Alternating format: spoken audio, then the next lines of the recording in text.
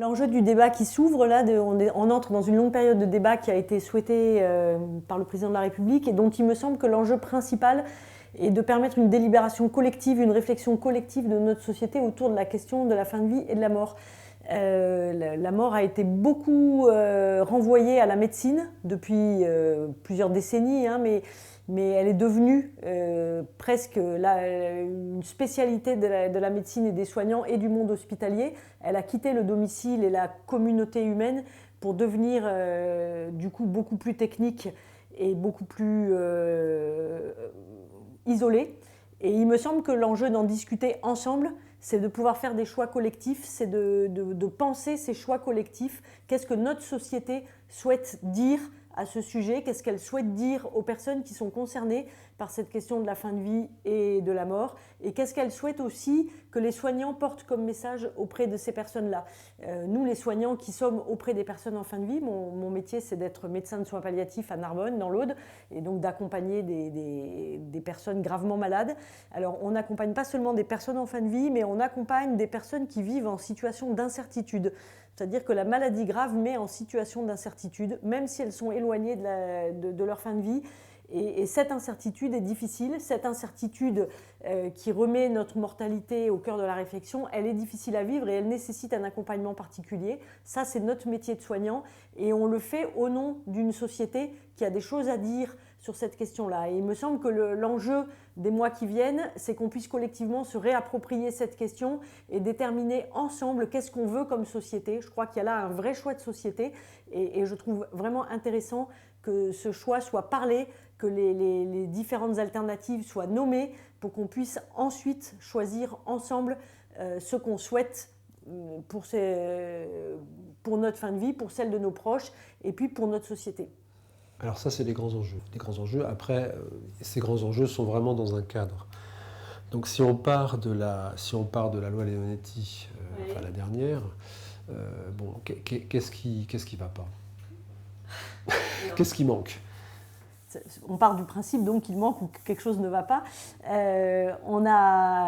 Qu'est-ce qui manquerait? La loi Leonetti, comme la loi Claes-Leonetti, aux deux périodes où on a délibéré sur ces questions-là, on a fait le choix, là aussi collectif, de parler des gens qui vont mourir, donc des personnes qui sont en fin de vie. Et quand on a interrogé l'année dernière l'ensemble des acteurs de soins palliatifs sur cette question-là, avec la loi actuelle ou avec les lois actuelles, le cadre législatif actuel, est-ce que vous êtes parfois en difficulté? Est-ce qu'il y a des choses qui vous manquent? Est-ce qu'il y a des situations dans lesquelles vous vous trouvez en difficulté? Et donc 75% des répondants nous disent que oui, ils sont parfois en difficulté avec la loi actuelle.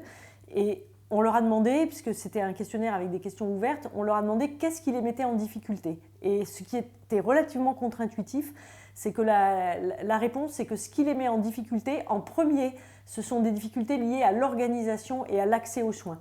L'accès aux soins palliatifs pour les personnes, puisqu'on sait actuellement que c'est seulement à peu près un tiers des personnes qui en auraient besoin qui ont accès aux soins palliatifs. Donc il y a une vraie difficulté là du côté de l'accès. Et puis il y a une vraie difficulté aussi du côté de l'organisation, comment on pense un système de santé qui évite les ruptures pour les patients qui ont des parcours de soins complexes, qui évite les ruptures, qui évite les difficultés surajoutées par le système, qui contourne les questions qui sont importantes pour ces patients-là, comment on pense la question de l'obstination déraisonnable, jusqu'où les soins, jusqu'où on s'arrête, quelle priorité, à quel moment on décide que les priorités s'inversent et que ce qui compte, ça va être moins la quantité de vie que la qualité de la vie pour la personne. Et donc, c'est ce que les équipes nous ont dit, c'est que c'était d'abord ça qui les mettait en difficulté. Cette question de l'organisation des soins et du système de santé, la très grande fragilité aussi actuelle du système de santé, et c'est seulement ensuite que sont apparues les situations cliniques complexes dont on pourrait penser dans le débat que c'est ça qui vient en premier, que la première chose qui met en difficulté, en tout cas les soignants, c'est les situations cliniques complexes, et en fait c'est pas ça. Peut-être parce que depuis leur création, les soins palliatifs, ils sont nés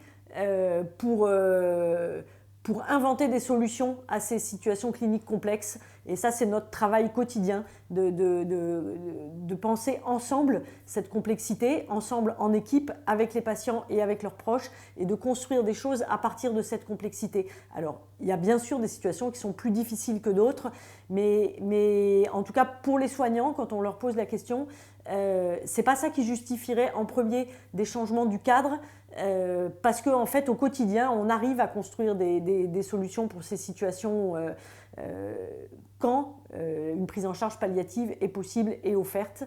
La question qui n'est pas du tout abordée par le cadre législatif actuel, c'est la question des gens qui veulent mourir, donc des personnes qui ne sont pas en fin de vie, mais qui voudraient pouvoir anticiper leur mort et décider le moment avant la période de la fin de vie. Et donc là, c'était clairement une question qui avait été écartée par les 2 lois précédentes. Peut-être que c'est l'occasion d'un débat, mais qui est là un débat plus sociétal que médical. Et ce que les soignants nous ont répondu massivement là aussi, c'est que c'est une question qui nous concerne comme citoyens, mais pas forcément comme soignants.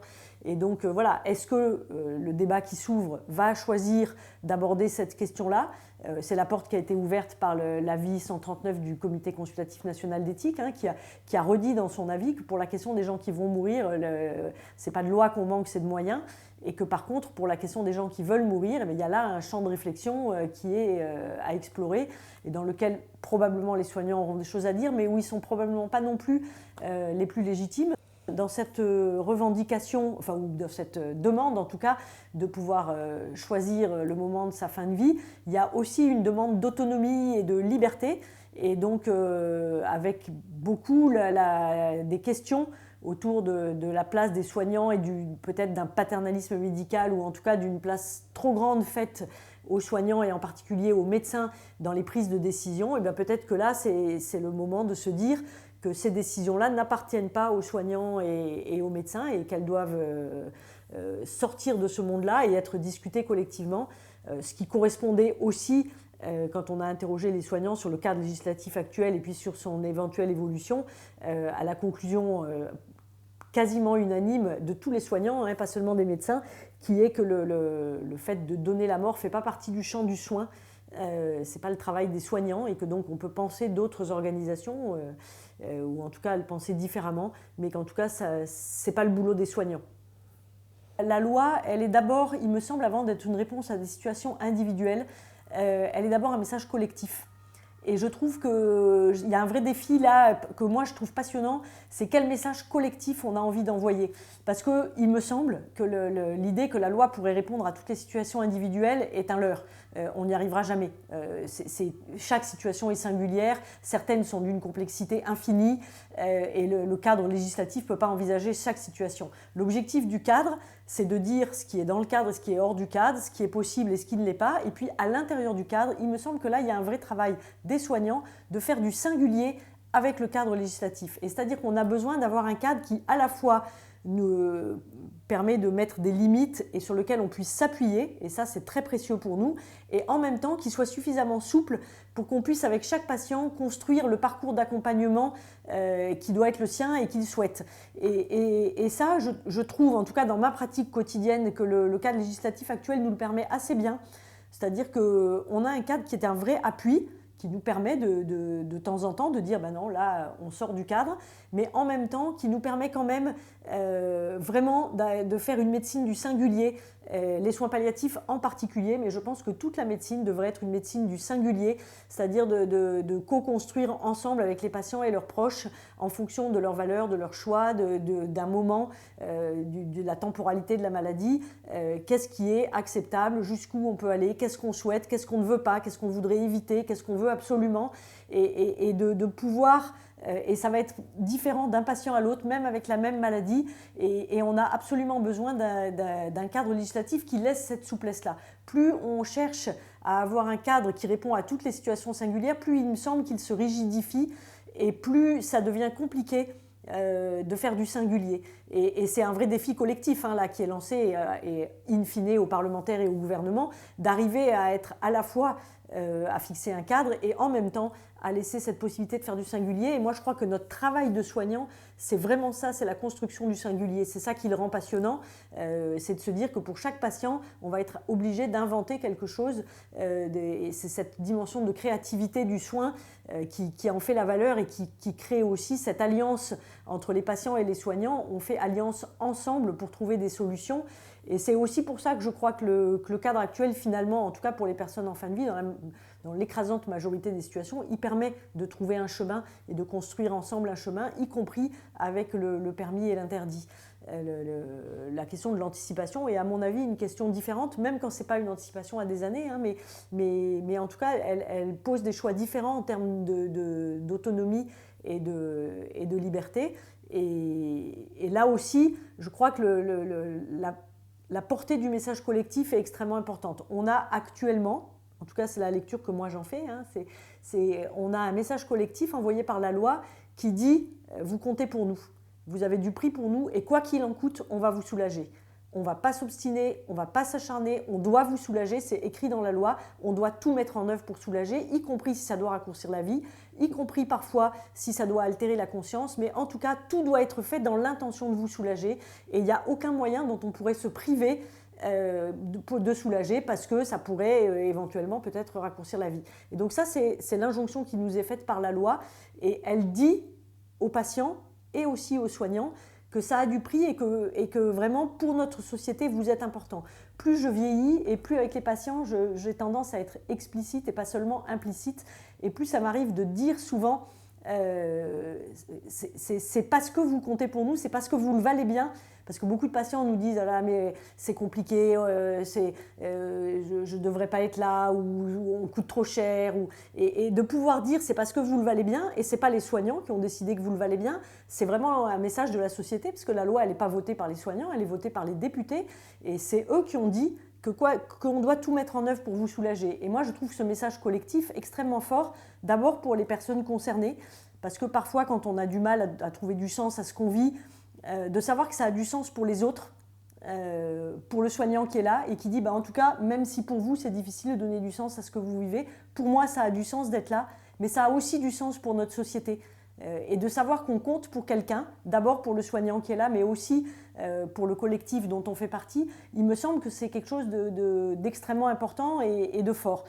Si on change ce message collectif adressé par la société et qu'il devient plutôt un message c'est vous qui décidez et nous on est neutre, ça ne nous regarde pas, ou en tout cas pas directement, on va vous donner les moyens, mais après c'est vous qui décidez. Et il me semble que le message est très différent, à la fois le message qui est adressé aux personnes en situation de maladie grave et quand même souvent de fragilité liée à la maladie grave, et ça change aussi, et ça il ne faut pas l'oublier, le message qui est adressé aux soignants.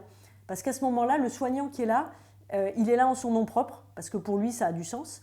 En tout cas, c'est ce qui est important. Mais si ça n'a plus le même sens collectif pour la société, ça devient plus difficile, il me semble aussi pour les soignants d'être là. Parce que du coup, on est obligé de s'appuyer que sur ses forces à soi et plus sur un collectif qui nous porte aussi auprès des patients. Et je trouve, en tout cas pour moi, dans ma vie quotidienne, je suis portée aussi par ce collectif-là. Je trouve qu'il y a une vraie... une vraie importance à se dire qu'on n'est pas là seulement pour nous, on est là aussi pour tous ceux qui ne sont pas auprès des personnes en fin de vie, mais qui pensent que c'est important qu'une société prenne soin des plus fragiles, des plus vulnérables, et pas seulement des gens qui sont forts, performants et autonomes, mais que même quand on n'est pas autonome, on reste digne et que ça mérite qu'on mette tous ces efforts pour soulager et accompagner. Parlons de cette histoire d'injonction d'autonomie, parce que c'est pas rien, c'est quand même très complexe, quoi. On pense aux gens qui se disent, bon alors pour mes enfants, tout ça c'est tellement lourd, enfin, j'ai plus aucun, ça n'a pas de sens, quoi. Je veux dire, bon. Alors, ça c'est une chose, et on peut s'interroger sur leur autonomie quand ils disent ça, par exemple.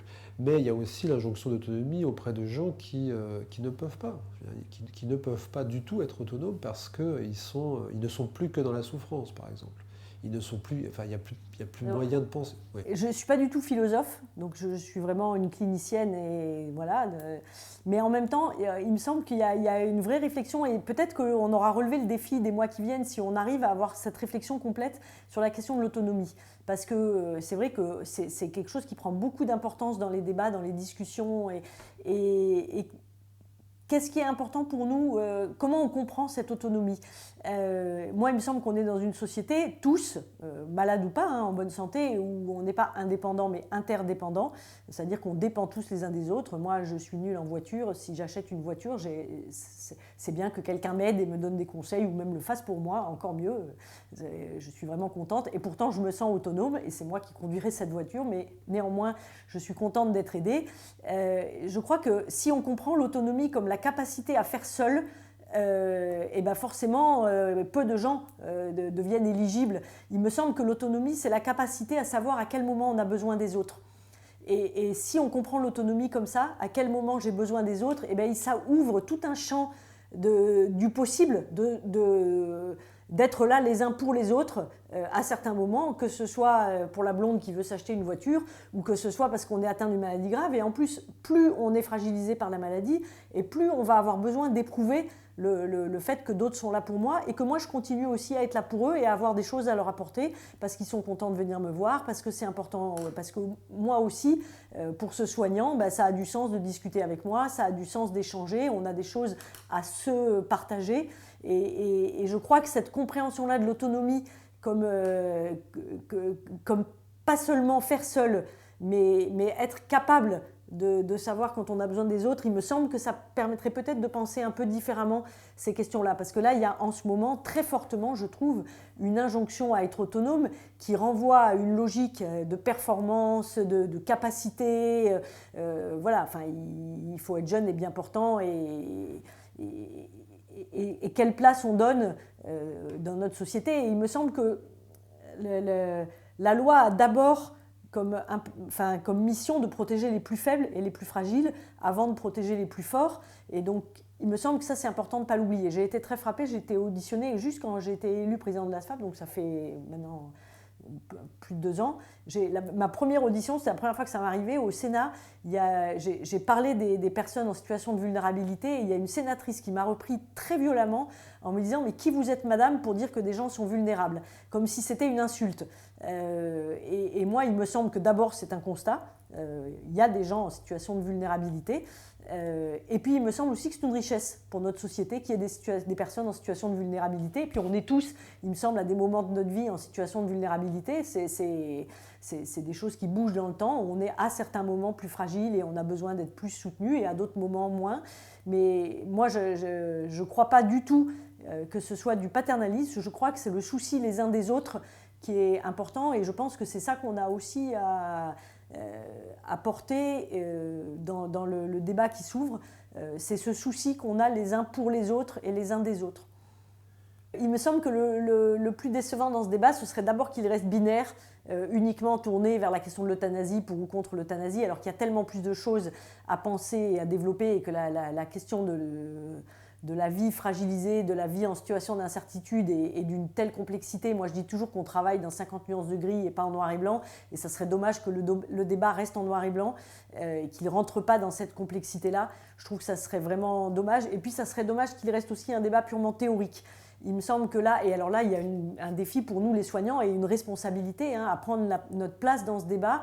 Nos patients probablement ne vont pas ou peu le faire, mais par contre, cette expérience de l'écoute qu'on a des patients, moi ça fait, il me semble, 23 ans que j'écoute des personnes qui sont en situation de fin de vie et que je continue tous les jours d'apprendre et de découvrir et de mieux comprendre certaines choses, mais en tout cas de découvrir. Et il me semble qu'on a un vrai devoir, nous, de rendre quelque chose de ce qu'on entend, de ce qui nous est dit, de ce qui nous est partagé, des questions qui se posent, de le partager aussi largement pour que ça puisse nourrir ce débat. On a fait la proposition que les 150 citoyens de la Convention citoyenne puissent faire un temps d'immersion, s'ils le souhaitent, dans un service de soins palliatifs, c'est-à-dire qu'ils puissent venir au contact, peut-être rencontrer des patients ou en tout cas rencontrer des familles ou des soignants, et pour que le débat se nourrisse aussi du réel et pas seulement de positions théoriques qui sont toujours réductrices et puis qui souvent peut-être développent un débat qui est parfois un peu agressif ou un peu dur, alors qu'au quotidien, là non plus, c'est absolument pas ce qu'on vit, y compris pour des patients qui ont des positions philosophiques différentes de celles des soignants, mais où en tout cas, ce qui se construit au quotidien n'est pas du tout dans l'opposition, mais dans la construction, et c'est ça qu'il faut qu'on partage. La mort reste quelque chose de difficile, de douloureux, quoi qu'il arrive, y compris quand elle est le mieux accompagnée du monde, ça reste un moment très souvent difficile, pas toujours, mais quand même très souvent, compliqué, qui brasse énormément d'émotions, qui fait remonter beaucoup d'histoires, et puis avec toujours cette difficulté aussi à vivre ça collectivement, en famille, enfin, c'est différent pour chacun. Dans le bureau dans lequel je consulte, j'ai un mobile, j'utilise un poids, ce qu'on met sur les nappes, que j'accroche, c'est des oiseaux ce mobile, et pour expliquer aux patients qui souvent sont surpris ou en difficulté parfois avec des réactions de leurs proches, de leur dire, ben voilà, quand vous tombez malade, c'est un poids qu'on vous met, mais qui déstabilise tout le mobile. Ça n'arrive pas qu'à vous, ça arrive d'abord à vous, mais ça arrive aussi à tous les gens qui sont en lien avec vous, que ce soit des liens proches ou des liens éloignés. Et alors hier matin, en consultation, j'étais avec un monsieur qui venait pour la première fois, il se lève et il se cogne la tête dans ce mobile qui est en papier, hein, et il me dit, pourquoi il y a ça là? Et on venait de faire une consultation qui était plutôt médicale, et assez rapide, il allait pas mal, voilà, il n'y avait pas de grandes difficultés. Je lui explique que pour moi, ça symbolise les familles. Enfin, c'était vraiment plutôt pour lui expliquer, parce qu'on n'avait pas du tout abordé ce sujet-là. Il s'est rassis et il est resté pendant 1 heure. Il s'est mis à me parler des difficultés conjugales qu'il rencontrait depuis qu'il était malade, sur la perception, l'impression que sa femme ne comprenait pas du tout ce qu'il vivait, que lui n'arrivait pas à le partager avec elle. Et il me semble que voilà, c'est toute cette richesse du quotidien et toute cette complexité-là qui est qu'on ne peut pas réduire à des positions théoriques ou binaires. Après, les conflits du quotidien liés à la difficulté de la fin de vie, bien sûr, voilà, on peut être en colère d'être malade, on peut être en colère d'avoir un proche malade, on peut être en colère de la façon dont les soigner, dont se déroulent les parcours de soins. Moi, je vois souvent des patients ou des proches qui racontent des choses qui me mettent en colère et où je me dis comment c'est possible qu'encore en 2022, on puisse être confronté à des situations comme ça. Parfois, en écoutant des soignants, on peut aussi être en colère de ce à quoi ils sont confrontés et de ce à quoi le système les confronte. Quand on vous dit que bah oui, vous allez pouvoir faire avec une infirmière de moins, que oui, une toilette en 11 minutes, il n'y a pas de problème, et que oui, vous devez faire 14 pansements dans la matinée, il y a aussi de la colère. Donc voilà. Par contre, dans ma pratique en tout cas, hein, alors peut-être c'est lié à l'endroit où je travaille qui est quand même plutôt rural, mais par contre, c'est jamais enfin moi, j'ai jamais rencontré des conflits idéologiques. On est dans l'idéologie ne résiste pas au réel. On est dans les conflits du réel, c'est-à-dire la réalité de la maladie, l'horreur du réel qui frappe et qui peut déclencher de la colère, de la peine, de la tristesse. Ça, c'est complètement légitime, bien sûr. Mais en tout cas, il me semble, j'entends en tout cas quand j'utilise moi le mot d'idéologie, et peut-être à tort, quelque chose qui serait assez sec, qui est un peu désincarné. Et il me semble que c'est important d'incarner ce débat, de ne pas le désincarner. Et il est souvent très désincarné. Et je trouve que nous, ce qu'on vit au quotidien, c'est vraiment l'inverse de cette désincarnation. Et donc voilà, c'est aussi notre responsabilité à nous de lui donner de la chair, qu'on n'est pas juste un squelette de débat, mais vraiment, voilà, ce qu'on accompagne, c'est des personnes, ce n'est pas des idées. Alors moi, ça, je ne l'ai pas vu dans ma pratique, mais je sais qu'on le creuse assez peu, mais il y a de grandes différences aussi, je pense, de vécu selon les territoires dans lesquels on travaille. Les réalités sont différentes quand on travaille en milieu rural, quand on travaille en milieu urbain, par exemple une métropole comme Paris, ou si on travaille en banlieue. Les questions sont différentes parce que la place aussi de nos patients est différente dans la société, qu'ils la vivent différemment et que donc la demande qu'ils adressent à la société est différente. Moi, je suis confrontée dans ma pratique à des personnes qui, quasiment pour presque la totalité d'entre elles, ne connaissent pas leurs droits dans ce domaine-là, ne savent pas même qu'elles ont des droits. Quand je dis à un patient qui me dit « mais docteur, j'en peux plus des chimios », qu'il a le droit d'arrêter, c'est toujours moi qui le dis et c'est toujours un moment de surprise pour les patients de découvrir qu'on a le droit d'arrêter un traitement proposé par un médecin. Et donc il y a une très grande méconnaissance que des droits existent et que des choses sont possibles. Et donc, sur les questions, par exemple, de pratiques sédatives, c'est toujours nous qui expliquons, qui disons que c'est possible. Si à un moment vous avez du mal à respirer, il y a des médicaments qui permettent, si vous le souhaitez, enfin voilà. Mais l'explication vient en général de nous. Ce que me disent mes confrères qui travaillent en particulier en banlieue ou dans d'autres types de quartiers qui sont aussi des quartiers en difficulté, mais pour des raisons différentes. Moi, je travaille dans le département rural le plus pauvre de France, hein, donc il y a aussi toutes les questions sociologiques qui sont importantes. Mais ce qu'elles disent de ces quartiers-là, je dis elles parce que celles à laquelle je pense sont des femmes, mais c'est qu'il y a de la part des patients qu'elles accompagnent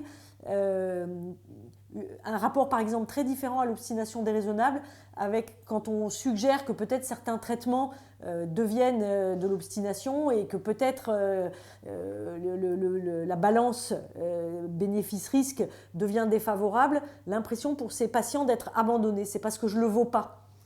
Si on veut me proposer d'arrêter des traitements, c'est parce que c'est parce que pour la société on ne vaut pas ces traitements-là. Et donc voilà, il y a une perception qui est très différente. Et puis pour d'autres qui travaillent dans des milieux plus urbains et peut-être avec une connaissance différente des droits, peut-être davantage de revendication du côté des droits en disant voilà, je veux ça, j'y ai droit. Donc ça conduit aussi à des accompagnements qui sont très différents. Et donc là aussi, il y a un enjeu pour nous de faire connaître ce qui est possible.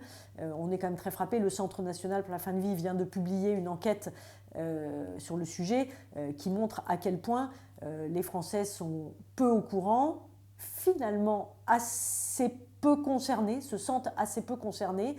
Et puis que même ceux qui pensent qu'ils sont bien au courant, finalement, quand on rentre dans le détail, on leur dit « Est-ce que vous êtes au courant des lois sur la fin de vie ?» Ils répondent « Oui ». Et quand on rentre dans le détail, finalement, elles sont vraiment très mal connues. Donc là, il y a quand même un vrai enjeu parce que moi, je trouve que le cadre législatif actuel ouvre énormément de possibles quand même de discussion, d'anticipation, de préparation et d'accompagnement. Et qu'une fois qu'on a déplié, si vous voulez, tous les possibles de la loi, il n'y a finalement pas beaucoup de situations où on se trouve sans solution. On n'est pas du tout dans une culture palliative. Absolument très pas. Peu. Ni dans la connaissance de ce qui existe, ni même dans cette culture-là, la formation des soignants. J'ai participé à un jury de thèse au mois de mars dernier d'une interne qui a travaillé, qui a interrogé l'ensemble de sa promotion d'interne, 9e année de médecine générale à Montpellier. Donc elle a interrogé tous les internes sur la formation qu'ils avaient reçue, douleurs et soins palliatifs, pendant leur cursus médical. Donc c'était des internes qui venaient de 26 facs différentes, qui avaient fait leur externat dans 26 facs différentes. Durée moyenne de formation douleurs et soins palliatifs sur les 9 années, 7 heures. Donc la question suivante qu'elle leur posait, c'était donc des étudiants en dernière année, est-ce que vous vous sentez prêt à accompagner des personnes en fin de vie dans votre pratique, puisque d'ici moins de 6 mois, vous avez fini. Sans surprise, 85% répondent non. Or, c'est des étudiants de médecine générale, donc qui vont probablement pour à peu près 100% d'entre eux se retrouver confrontés, pas fréquemment mais régulièrement, à des questions de fin de vie. Un médecin généraliste en moyenne accompagne 3 personnes en fin de vie chaque année. Donc ça veut dire que c'est suffisamment pour que ça revienne régulièrement et pas suffisamment pour que la pratique devienne facile. Ça veut dire que presque pour chacune de ces situations, c'est toujours nouveau, surtout qu'elles vont toujours être différentes et donc il faut réapprendre à chaque fois. Mais ça veut dire qu'on voit bien aussi le défi qu'il y a, ne serait-ce qu'à l'intérieur, là uniquement de la médecine, déjà un défi pour faire connaître ce qui est possible et pour les aider à maîtriser les outils qui permettent d'accompagner sans se sentir angoissé et seul, parce qu'on ne sait pas manier les médicaments pour la douleur, et puis parce que c'est ça qui permet aussi aux patients d'être correctement accompagnés. Et donc c'est encore évidemment bien plus important si on interroge la population générale. Mais on voit qu'il y a un vrai défi qui n'a pas été relevé là, sur un plan collectif. On a eu 5 plans de développement des soins palliatifs, enfin on est actuellement au 5e. Ce 5e plan, tout compris, vraiment y compris les fonds qui étaient déjà engagés, c'est 170 millions.